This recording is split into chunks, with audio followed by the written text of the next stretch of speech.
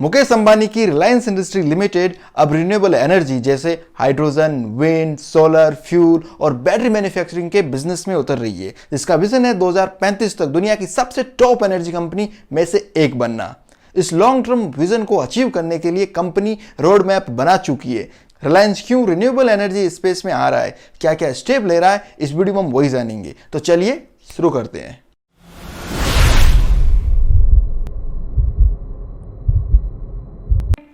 अक्टूबर 2020 में Reliance group की AGM यानी एनुअल जनरल मीटिंग के दौरान ग्रुप के चेयरमैन मुकेश अंबानी ने रिन्यूएबल एनर्जी में शिफ्टिंग के एम्बिशियस विजन की बात करी थी। भारत में अगर फ्यूल कंजप्शन की बात करें तो फ्यूल मिक्स को थर्मल पावर डोमिनेट करता है जो करीब 64% है। फिर renewable energy 22, 13% hydro, 10% nuclear power का कंट्रीब्यूशन है। इंडिया पेरिस एग्रीमेंट में प्लीज कर चुका है कि 2030 तक नॉन फॉसिल फ्यूल की टोटल शेयरिंग 40% तक कम करेगा। आने वाले कुछ दशकों में इंडिया पूरी तरीके से क्लीन एनर्जी पे शिफ्ट हो जाएगा। रिलायंस इंडस्ट्रीज लिमिटेड को लास्ट डिकेड में O2C यानी ऑयल टू केमिकल बिजनेस में सिग्निफिकेंट ग्रोथ मिली थी। वहीं टेलीकॉम रिटेल में न्यू कस्टमर का रैपिड स्केल अप हुआ था। रिलायंस के सभी बिजनेस की शानदार परफॉर्मेंस की वजह से स्ट्रॉन्ग डाइवर्सिफाइड ग्रोथ हुई है। रिलायंस ने दावा किया है कि 2035 तक नेट कार्बन जीरो कंपनी बन जाएगी जो हाइड्रोजन, सोलर, विंड और बैटरीज की मदद से रिलायबल, क्लीन और अफोर्डेबल एनर्जी और स्टोरेज हाउस बिल्ड करेगी। तो समझते हैं क्या क्या स्टेप्स रिलायंस ले रहा है अपने इस एम्बिशियस विजन को पूरा करने के लिए।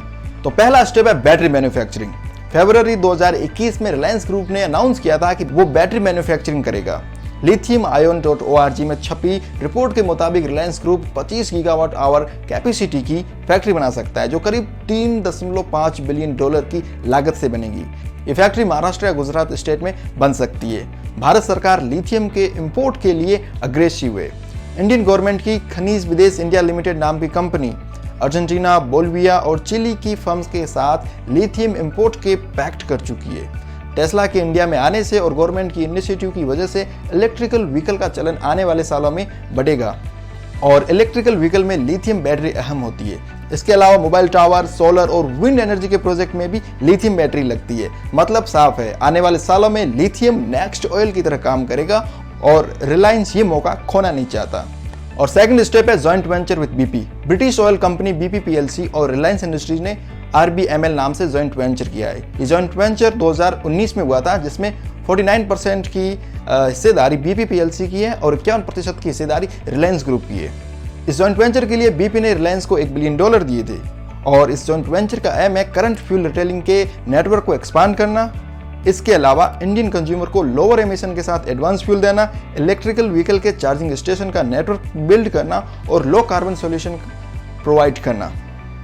और third step, a talk with अरामेको।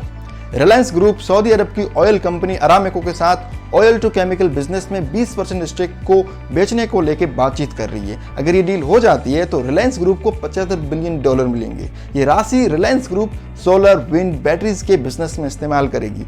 इसके अलावा हाइड्रोजन इकोनॉमी में भी इन्वेस्ट करेगी। Fourth step, acquisition of pod tech firm. फरवरी 2021 में रिलायंस ग्रुप ने पोर्ट टैक्सी कंपनी स्काईट्रॉन के मेजॉरिटी ऑफ स्टेक का एक्विजिशन किया। स्काईट्रॉन ने मैग्नेटिक लेविटेशन और प्रोपल्शन टेक्नोलॉजी आधारित सिस्टम डेवलप किया है जो ट्रैफिक कंजेशन की प्रॉब्लम का ग्लोबल लेवल का सॉल्यूशन है। कंपनी के एक्विजिशन पर मुकेश अंबानी ने कहा कि ये एक्विजिशन हमारा फ्यूचरिस्टिक टेक्नोलॉजी को बिल्ड करने के कमिटमेंट को पूरा करता है। स्काईट्रॉन हाई स्पीड इंट्रा और इंटरसिटी कनेक्टिविटी को एफिशिएंट और इकोनॉमिकली पूरा करेगा। आगे मुकेश अंबानी कहते हैं, non polluting high speed personal rapid transportation system environmental sustainability में मददगार होगा। इस तरह की टेक्नोलॉजी से एयर पोल्यूशन और नॉइज पोल्यूशन कम होगा। अगर देखा जाए तो स्काईट्रॉन हाइपरलूप कॉन्सेप्ट की तरह ही है।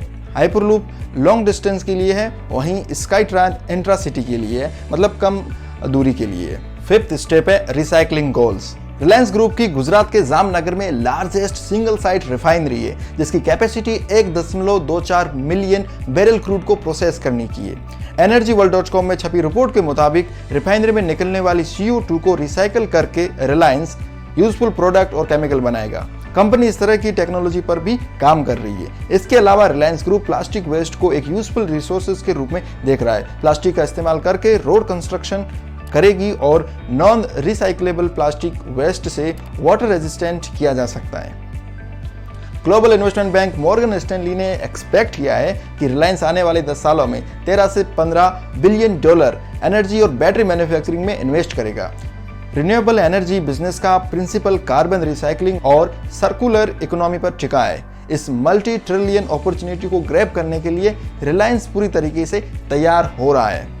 टाटा, जो रिलायंस की तरह इंडिया का कॉन्ग्लोमेरेट ग्रुप है, किस तरीके से टाटा एस्टैब्लिश हुआ, इस पर हमने एक डिटेल वीडियो बनाया है जिसकी लिंक आपको ऊपर आई बटन में मिल जाएगी। मनी, मोटिवेशन और स्टार्टअप से रिलेटेड पोस्टों के लिए आप हमारे इंस्टाग्राम पेज को लाइक कर सकते हैं। आपने चैनल को अभी तक सब्सक्राइब नहीं किया तो प्लीज सब्सक्राइब करिए। मिलते हैं अगले वीडियो में, तब तक जाओ।